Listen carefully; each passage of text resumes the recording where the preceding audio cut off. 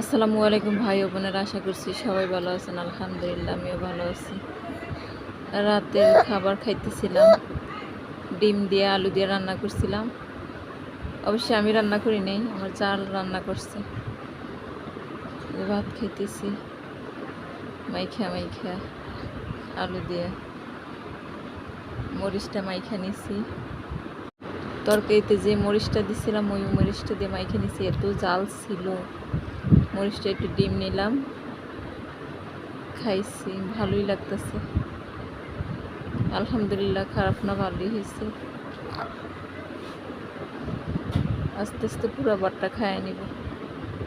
আমার ছেলেরে তার বাবার কাছে রাইখা আমি ভাত খাইতেছি।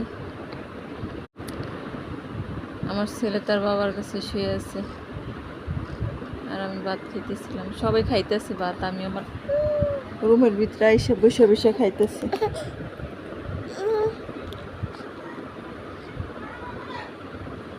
আমি সবগুলো ভাত মাইখা নিব, মাইখা নিয়ে ভালো করে শেষ করে ফেলবো।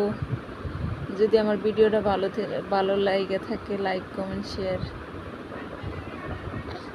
করেন, আমাকে সাপোর্ট করেন। আসসালামু আলাইকুম, আল্লাহ হাফেজ সবাইকে।